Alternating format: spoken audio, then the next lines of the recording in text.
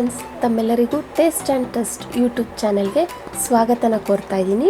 ಇವತ್ತಿನ ನನ್ನ ರೆಸಿಪಿ ಬಂದು ಹೋಮ್ ಮೇಡ್ ಕಬಾಬ್ ಪೌಡರ್ನ ಹೇಗೆ ಮಾಡೋದು ಮತ್ತು ಅದೇ ಕಬಾಬ್ ಪೌಡರ್ನ ಬಳಸಿ ಹೇಗೆ ನಾವು ಕ್ರಿಸ್ಪಿಯಾಗಿ ಆ್ಯಂಡ್ ಟೇಸ್ಟಿಯಾಗಿ ಕಬಾಬ್ನ ಮಾಡೋದು ಅನ್ನೋದನ್ನು ಹೇಳ್ಕೊಡ್ತಾ ಇದ್ದೀನಿ. ಇದರಲ್ಲಿ ನಾನು ಯಾವುದೇ ರೀತಿಯಾದಂಥ ಇನ್ಸ್ಟಂಟ್ ಪೌಡರ್ನ ಬಳಸಿಲ್ಲ ಮತ್ತು ಆರ್ಟಿಫಿಷಿಯಲ್ ಕಲರ್ನ ಕೂಡ ಬಳಸಿಲ್ಲ. ಆದರೂ ನೀವು ನೋಡ್ತಾ ಇರ್ಬೋದು ಎಷ್ಟು ಕಲರ್ಫುಲ್ಲಾಗಿ ಬಂದಿದೆ ಅಂತ. ಇದು ತಿನ್ನೋದಕ್ಕೂ ಅಷ್ಟೇ ಟೇಸ್ಟಿಯಾಗಿ ಕೂಡ ಬರುತ್ತೆ. ಹಾಗಾದರೆ ಬನ್ನಿ ಹೇಗೆ ಮಾಡೋದು ಅಂತ ನೋಡ್ಕೊಂಡು ಬರೋಣ. ಈಗ ಮೊದಲಿಗೆ ನಾನು ಒಂದು ಪಾತ್ರೆನ ತೊಗೊತಾ ಇದ್ದೀನಿ. ಇದಕ್ಕೆ 3 ಟೇಬಲ್ ಸ್ಪೂನ್ ಕಾರ್ನ್ಫ್ಲೋರ್ನ ಬಳಸ್ತಾ ಇದ್ದೀನಿ. 1 ಟೇಬಲ್ ಸ್ಪೂನ್ ಮೈದಾನ ಹಾಕ್ಕೊತಾ ಇದ್ದೀನಿ.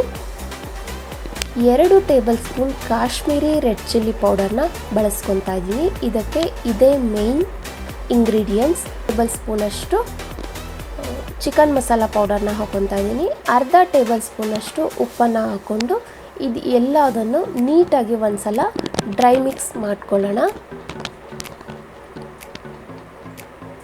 ಇದೆಲ್ಲ ಒಂದಕ್ಕೊಂದು ನೀಟಾಗಿ ಬೆರಿಬೇಕು, ಆ ಥರ ಡ್ರೈ ಮಿಕ್ಸ್ ಮಾಡ್ಕೊಳ್ಳಿ. ನೋಡ್ತಿದ್ದೀರಲ್ಲ ಎಷ್ಟು ನೀಟಾಗಿ ಕಬಾಬ್ ಪೌಡರ್ ರೆಡಿ ಆಯಿತು ಅಂತ. ಈಗ ಇದಕ್ಕೆ ಸ್ವಲ್ಪ ಕಸ್ತೂರಿ ಮೆಥಿನ ಬಳಸ್ಕೊತಾ ಇದ್ದೀನಿ. ಹಾಗೆ ಸ್ವಲ್ಪ ಕರಿಬೇವು, ಇದನ್ನು ಕೂಡ ಸಣ್ಣದಾಗಿ ಹೆಚ್ಚಿಟ್ಕೊಂಡಿದ್ದೀನಿ. ಹಾಗೆ ಇಲ್ಲಿ 1 ಇಂಚಷ್ಟು ಶುಂಠಿ ತೊಗೊಂಡಿದ್ದೀನಿ. 1 ಗೆಡ್ಡೆಯಷ್ಟು ಬೆಳ್ಳುಳ್ಳಿಯನ್ನು ತೊಗೊಂಡಿದ್ದೀನಿ. ಈಗ ಒಂದು ಮಿಕ್ಸರ್ ಜಾರ್ನ ತೊಗೊಂಡು ಇದು ಎರಡನ್ನು ನಾವು ಸೇರಿಸ್ಕೊಳ್ಳೋಣ.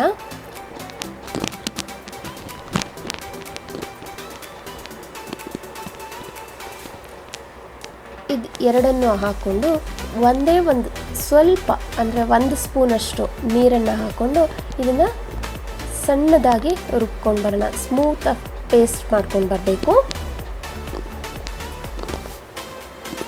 ಈಗ ನೋಡ್ತಿದ್ದೀರಲ್ಲ ನುಣ್ಣಗೆ ರುಬ್ಕೊಂಡು ಬಂದಿದ್ದೀವಿ. ಈಗ ಈ ಶುಂಠಿ ಬೆಳ್ಳುಳ್ಳಿ ಪೇಸ್ಟನ್ನು ಸಹ ನಾವೀಗಾಗಲೇ ರೆಡಿ ಮಾಡ್ಕೊಂಡಿರೋ ಅಂಥ ಕಬಾಬ್ ಪೌಡರ್ಗೆ ಹಾಕ್ಕೊತಾ ಇದ್ದೀನಿ.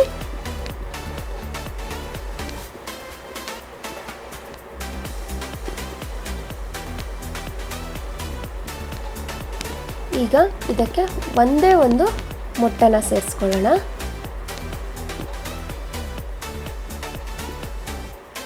ಈಗ ನಾನು ತೋರಿಸ್ತಾ ಇರೋ ಅಂಥ ರೆಸಿಪಿ ನಿಮಗೆ ಪರ್ಫೆಕ್ಟಾದ ಕೋಟಿಂಗ್ ಬರುತ್ತೆ. ಇದಕ್ಕೆ ಒಂದೇ ಒಂದು ಟೇಬಲ್ ಸ್ಪೂನಷ್ಟು ಹಣ್ಣಿನ ರಸನ ಹಾಕ್ಕೊತಾ ಇದ್ದೀನಿ.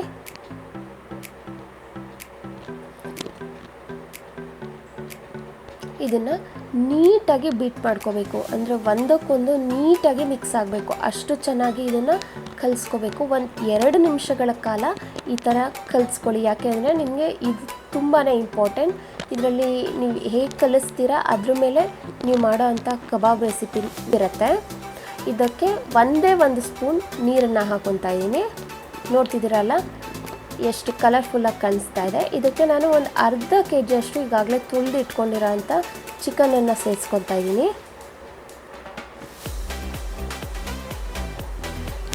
ನಾನು ಈಗ ತೋರಿಸ್ತಾ ಇರೋ ಮೆಷರ್ಮೆಂಟ್ ಕರೆಕ್ಟಾಗಿ ನಿಮಗೆ ಅರ್ಧ kgಗೆ ಸರಿ ಹೋಗುತ್ತೆ. ನೀವು 1 kgಗೆಲ್ಲ ಮಾಡ್ಕೋತೀರಾ ಅಂದರೆ ಈಗ ನಾನು ತೋರಿಸ್ತಾ ಇರೋ ಅಂಥ ಮೆಷರ್ಮೆಂಟನ್ನು ಡಬಲಲ್ಲಿ ಮಾಡ್ಕೊಳ್ಳಿ ಅಷ್ಟೇ. ಇದು ಚಿಕನ್ಗೆ ಎಷ್ಟು ನೀಟಾಗಿ ಕೋಟಾಗಬೇಕು ಅಂದರೆ ಒಂದೇ ಒಂಚೂರು ಕೂಡ ಎಲ್ಲೂ ಚಿಕನ್ ಗ್ಯಾಪ್ ಉಳಿಬಾರ್ದು. ಅಷ್ಟು ನೀಟಾಗಿ ಈ ಮಿಶ್ರಣ ಪೂರ್ತಿ ಪ್ರತಿಯೊಂದು ಪೀಸ್ಗೂ ಕೂಡ ನೀಟಾಗಿ ಹೊಂದ್ಕೋಬೇಕು. ಆ ಥರ ಮಿಕ್ಸ್ ಮಾಡಿ 1 ಗಂಟೆಗಳ ಕಾಲ ಎತ್ತಿಟ್ಕೊಳ್ಳಿ.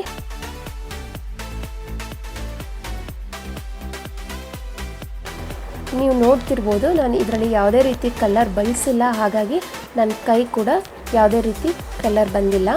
ಇದನ್ನು ನೀಟಾಗಿ ಲಿಡ್ ಕ್ಲೋಸ್ ಮಾಡಿ 1 ಗಂಟೆಗಳ ಕಾಲ ನಾನು ಎತ್ತಿಡ್ತಾ ಇದ್ದೀನಿ.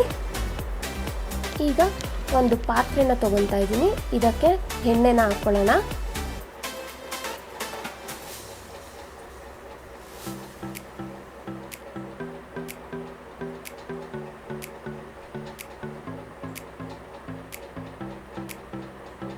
ಈಗ ಎಣ್ಣೆ ಬಿಸಿ ಆಗ್ಲಿಕ್ಕೆ ಬಿಡೋಣ.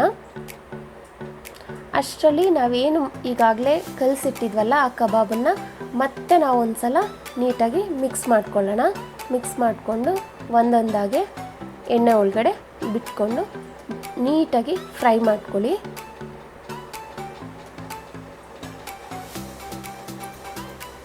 ನೀವು ಇದನ್ನೆಲ್ಲ ಎಣ್ಣೆ ಒಳಗಡೆ ಬಿಟ್ಟಿದ ನಂತರ ಯಾವುದೇ ರೀತಿ ಇದಕ್ಕೆ ಸ್ಪೂನನ್ನು ಹಾಕಕ್ಕೆ ಹೋಗಬೇಡಿ. ಒಂದು 2 ನಿಮಿಷನಾದರೂ ಇದನ್ನು ಹಾಗೆ ಇರೋಕ್ಕೆ ಬಿಟ್ಬಿಡಿ. ಎಣ್ಣೆ ತೀರಾ ಹೈಯಲ್ಲೂ ಇರಬಾರ್ದು, ತೀರಾ ಲೋ ಅಲ್ಲೂ ಇರಬಾರ್ದು. ಒಂದು ಮೀಡಿಯಮ್ ಫ್ಲೇಮಲ್ಲಿ ಎಣ್ಣೆನ ಕಾಯಿಸಿಟ್ಕೊಳ್ಳಿ.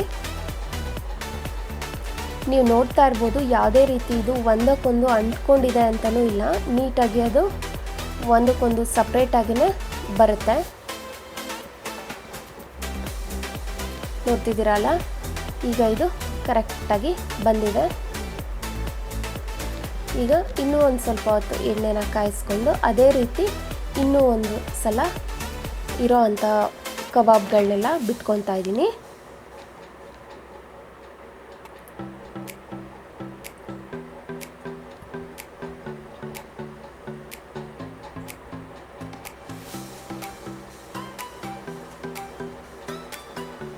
ನೀವು ನೋಡ್ತಾ ಇರ್ಬೋದು, ಇಷ್ಟೊತ್ತು ನಾನು ಕಬಾಬ್ ಪ್ರೊಸೆಸಿಂಗಲ್ಲಿ ಇದ್ದರೂ ಸಹ ನನ್ನ ಕೈ ಯಾವುದೇ ರೀತಿ ಕಲರ್ ಆಗಿಲ್ಲ. ಅಂದರೆ ಇದರರ್ಥ ನಾನು ಇದರಲ್ಲಿ ಯಾವುದೇ ರೀತಿ ಕಲರ್ನ ಬಳಸೋಕೆ ಹೋಗಿಲ್ಲ. ಇದನ್ನು ನಿಮಗೆ ಮತ್ತೊಂದು ಸಲ ನಾನು ತೋರಿಸ್ತಾ ಇದ್ದೀನಿ.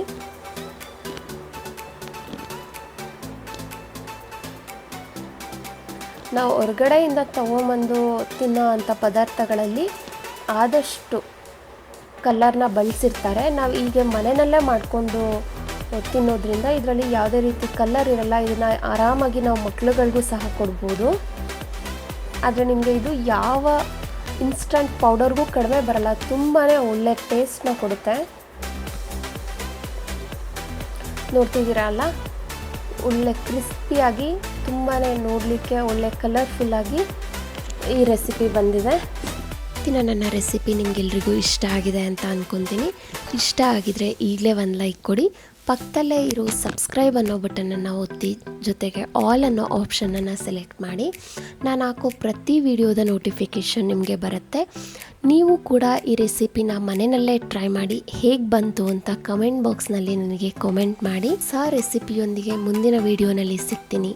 ಅಲ್ಲಿವರೆಗೂ ಟೇಕ್ ಕೇರ್, ಬಾಯ್ ಬಾಯ್.